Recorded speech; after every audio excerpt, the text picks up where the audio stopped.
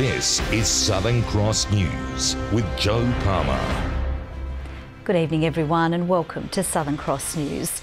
One of Tasmania's highest rated and best known cafes has gone up in flames overnight in a blaze triggered by a faulty refrigerator.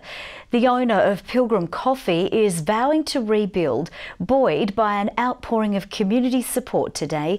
But his immediate concern is for his staff, who are now left without work. What would normally be the busy morning rush for baristas at Pilgrim Coffee was replaced with a crowd of fire investigators. The owner of the CBD cafe on the scene to survey the damage in the light of day. Yeah, I was trying not to have a teary in front of the big fireys. Yeah, particularly seeing all the coffee equipment and that kind of thing is very, It's black. It's a total write-off. Thick smoke began pouring from the building just before 11 o'clock last night. Emergency crews containing the intense blaze within 20 minutes. As the firefighters breached the door and made entry, there was a flashover of flame come out from the front door. So it was quite intense fire. 20 people were staying at Argyle accommodation upstairs and had to evacuate through the smoke. We were all so scared, and then we grabbed something very quickly and we ran. But we couldn't see anything. Even she was behind me, she couldn't see me because it was full of smoke. The cause of this destructive and devastating fire deemed to be a faulty bar fridge. The damage bill to the heritage-listed building could top $500,000. The building itself is structurally sound, although there's a lot of cosmetic damage, some heavy charring. Obviously, the premise is totally gutted and will need to be totally refurbished. Now this business is a charred mess. What would have been an enticing menu sits in a blackened window. The damage extending to a kitchen also used for co-owned burger business, The Standard. Around 30 young staff now without work. We've got to make sure that they're okay and that they land on their feet because, being a bit younger, sometimes they don't have savings to fall back on. We're actually really concerned about the staff more than anything. This business owner has built up a Tasmanian institution and survived a cardiac arrest last year.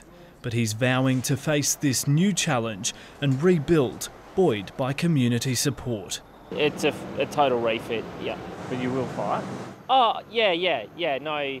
I don't, it's not a question. Of course, we'll reopen. Michael Breen, Southern Cross News. A Launceston Supreme Court jury has heard the 000 call made to save the life of a man allegedly murdered in Summerhill in late 2016. Anthony Colin Finnegan has pleaded not guilty to the murder of 56-year-old Peter John Fitzgerald. Our reporter Sean McComish has more.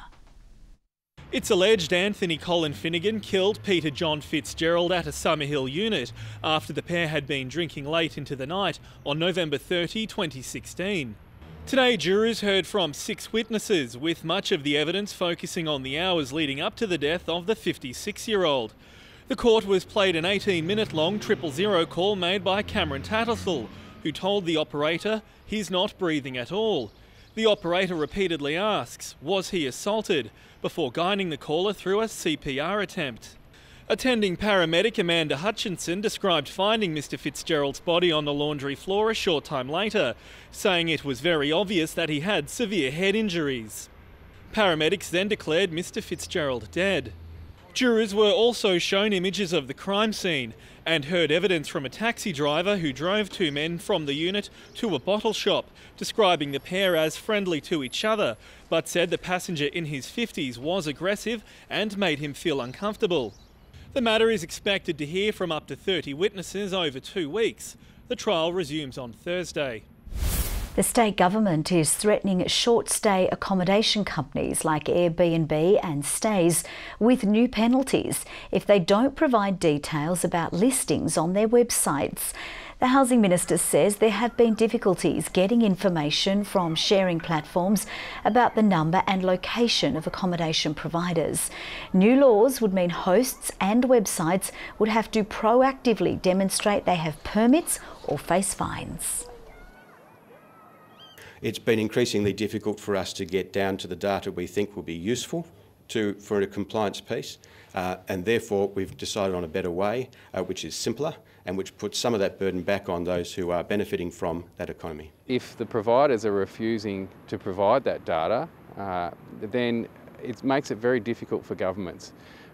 But we've ended up in this space because the government deregulated the sector. Exact details of the new legislation and the significant penalties are still to be finalised.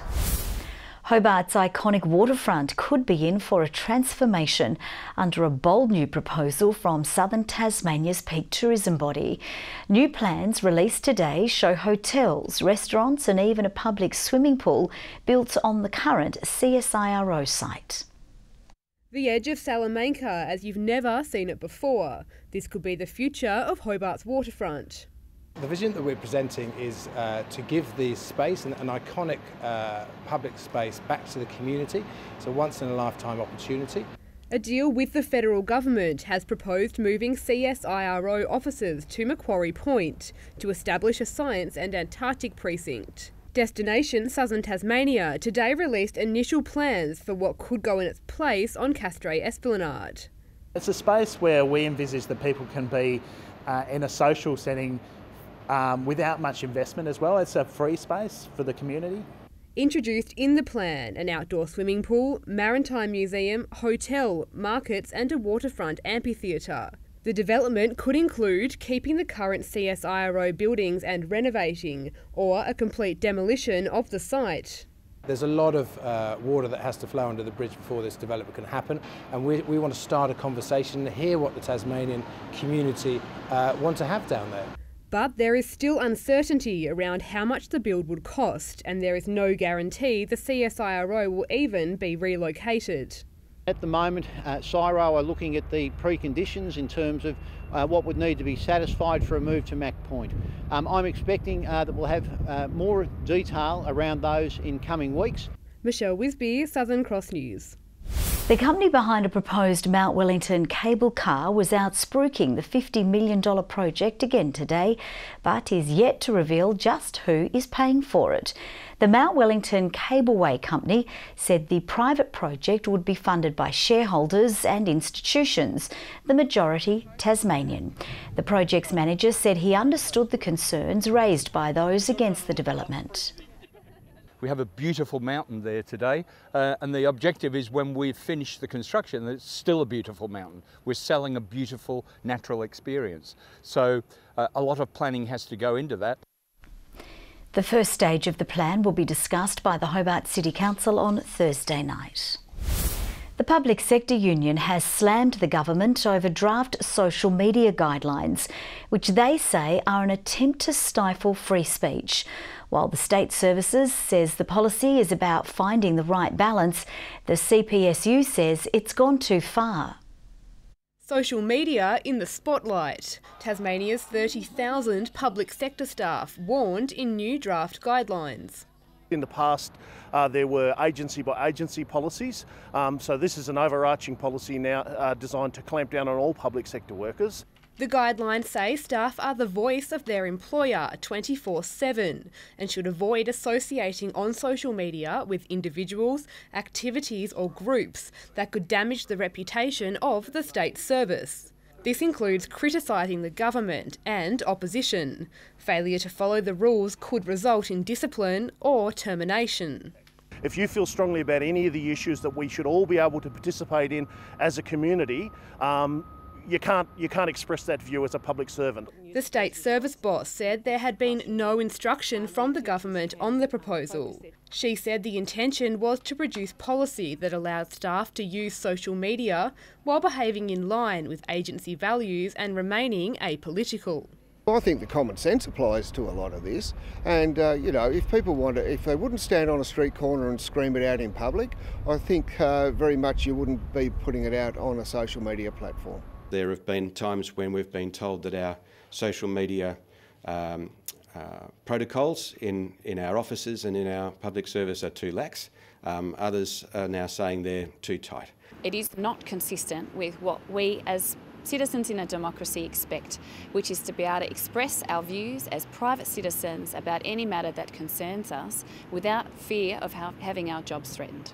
Consultation will now continue between unions and the state service before any policy is made official. Michelle Wisby, Southern Cross News. Tricky access has hindered emergency crews responding to a house fire at Tolman's Hill last night. The resident called 000 just after 7:30 to report their roof was on fire. When crews arrived, smoke was billowing from the eaves, but they couldn't access the blaze. Firefighters had to take off roofing iron and extinguish the blaze a short time later. The cause and damage bill haven't been reported. A group of Tasmanian cafes have banded together to help build a classroom in Vanuatu. They're selling beanies, aiming to raise $8,000, which will go directly to building costs. On first glance, these cafe workers might be mistaken for Collingwood supporters, but they're actually making a fashion statement with a cause. We've got around 5 cafes here in Launceston. All are willing to start wearing these beanies to help us raise money for our project in Vanuatu. Led by Tasmania's S Group, they're selling beanies to help build a classroom for underprivileged children. Currently, school doesn't have a grade 7 classroom, so if we don't get this classroom up and going, then the students who are currently in Year 6 actually won't have a classroom to go to. Those involved say they're excited to get behind the cause. It's a real privilege for us to go to a really good school, and hopefully we can give the students over there a great opportunity. Yeah, the customers will give us some funny looks on the day, but it's for a great cause, that's for sure. Organisers have adopted a pay-as-you-feel system, and with a fundraising goal of $8,000, they're hoping to sell hundreds. There's no price on how much you want to pay. You could pay $5, you could pay $15, but you could pay up to $100 for a beanie. S Group says it plans to keep building when the project is complete. We would love to move on to that Year 8 one and eventually get all the way to Year 10. But ultimately, it's about really breaking that cycle of education and poverty. Judy Augustine, Southern Cross News.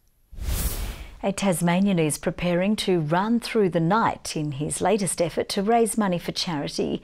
Tim Blair will push all the way from Campbelltown to Devonport in one gruelling hit in a bid to raise funds for childhood cancer research.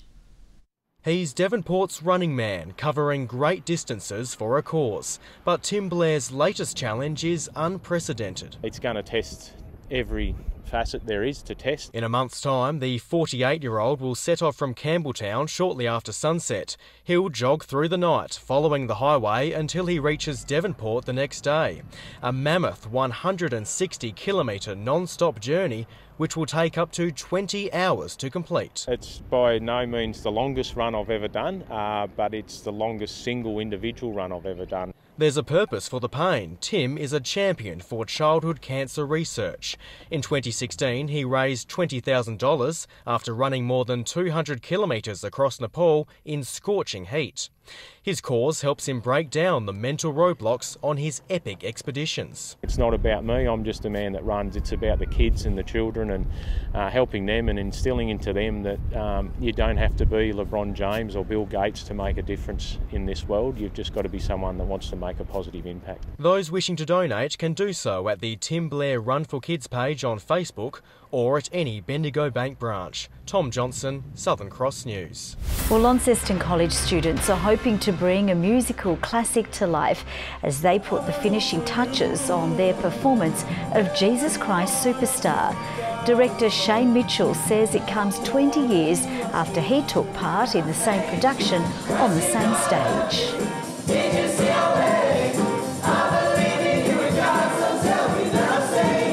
High energy set in a kind of not too distant future. We're on the eve of a second global financial crisis and the youth have kind of taken to the streets to really try and do something about it.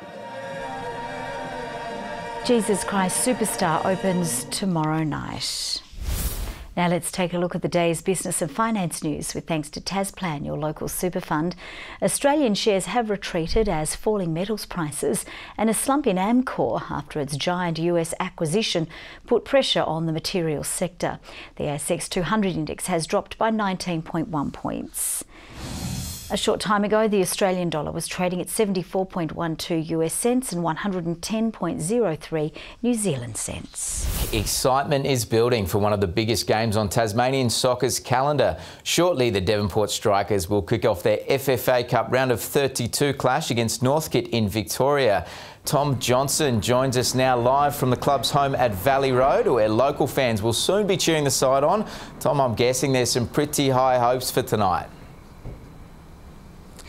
There certainly are, Tom. This is a side giving itself every chance to knock off Northcote tonight. Now, we're here at the home of the Devonport Strikers at Valley Road, and the fans are arriving now, and I can tell you, as we approach kick-off, this place will be rocking. Now, I caught up with the players earlier today, and they do believe in fairy tales. They believe they can repeat what they achieved in 2016 when they became the first Tasmanian club to progress to the FFA Cup's round of 16. Now, they flew out of Devonport Airport this morning bound for Melbourne, and they go into this clash as the underdog, but that's a tag Captain Braden Mann is all too happy to wear. We caught up with Braden before he flew out this morning. Is this starting to invoke some memories of 2016? Yeah, it is a bit, you know, it's a very similar vibe actually in the culture, in the club and in the team. You know, there's a really great bond between the players and a real fight and desire to win every game. So for us, you know, we just got to take that over and really fight and scrap for everything we can. I'm going to be watching tonight at Valley Road. How's the support been from the Devonport community for the team this year? Oh, mate, the support we've had has been fantastic. You know, our supporters who come weekly have been unbelievable. But not just that, just the people in the city. Everyone's been really wishing us well and being up and about. And it's great to see that, you know, new people in the game and new people interested in what we're doing. And even the state as a whole, I think the whole of Tasmania are backing us, which is a really great feeling. So for us, it means so much to have that support, and it gives us an extra lift when we go out on the pitch for sure. Yeah, fantastic. Well, best of luck, Braden. Thanks, mate. Appreciate it. Now, the game kicks off tonight at 7:30, and the fans here at Valley Road will be watching on a live stream. And I dare say if the Strikers do manage to score, they will lift the roof, and so will I, to be perfectly honest. Back to you. Don't go too crazy, Tom. We'll need you at work tomorrow. Thanks for that. And some good news for Hobart Chargers fans ahead of Friday night's preliminary final, with point machine Trey Nichols cleared to play despite battling a medical issue. More than 3,000 fans are set to pack the deck, the biggest basketball crowd the state has seen in years. Arguably the side's most consistent performer this season, Nichols sent a big scare through the Chargers camp yesterday, seeking medical treatment for migraines. He's battled with a few times this year. It was pretty severe on Mondays. He's now got his meds and certainly up and about last night. Feels a lot better, so hopefully nothing occurs before Friday's big game. And with NBL fort Craig Moller set to fly back into Hobart in time for the side's final training session tomorrow night, Stuart will have a full squad to pick from for the clash with arch rivals Geelong, with 3,000 tickets already sold. You look at the Tornadoes who've sold out, which is great. Talking to Sam Armstrong today, the Thunder are up 33% this year with their crowds. Basketball certainly the flavour, and I think the Huskies is certainly value added to that. The Chargers coach not so positive about the Seabulls' decision to host the grand final in Melbourne, regardless of which team makes it through. They'll be lucky to get 300 to the grand final, I reckon, over in Melbourne. But look, I've said it all along, the Seabull structure is poor. To cycling, and Richie Port is set to get back on the bike sooner than expected after crashing out of last month's Tour de France. The 2017 Tour Down Under champion confirming he'll ride in the Tour of Spain later this month ahead of October's World Championships. While Hobart's Nathan Earl remains in contention at the Tour of Portugal, moving into 13th overall following a hotly contested Stage 5. Launceston and Hobart made it to a top of 14 degrees today, with 13 degrees in Burnie and Devonport. Looking around the state's top was 15 degrees today at St Helens, 14 for the Friendly Beaches area, 13 degrees on the Bass Strait Islands, 13 also for Smithton, Lowhead, Wynyard and Bushy Park, 12 degrees there at Strawn, Scottsdale and Fingal. On the charts, mid to low level cloud over the west of the state today, some patchy clouds across the north, central and southern areas. Further out, light mid cloud over WA, Victoria and parts of New South Wales, high cloud streaming over eastern Queensland. Tomorrow the cold front moves over Tasmania and Victoria. Several troughs developed over the mainland later on, but it's otherwise dominated by the high pressure system. Northwesterly winds 20 to 30 knots, increasing 30 to 40 through the morning, then shifting westerly 20 to 30 knots later on, with seas up to 4 metres at some points during the day. There is a severe weather warning for north, east and west coasts, a gale warning for coastal waters and a small craft wind alert for the southwest and the Central Lakes. There's also a minor flood warning for the North Esk River.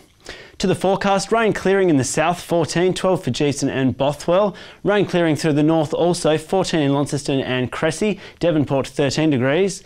13 in Burnie and Curry. Heavy rain at times for Strawn, 12 degrees, with 15 the top at St Helens and Orford. 16 degrees for Swansea and a few showers about those parts. Light showers expected for the north and also the northwest on Thursday, partly cloudy elsewhere.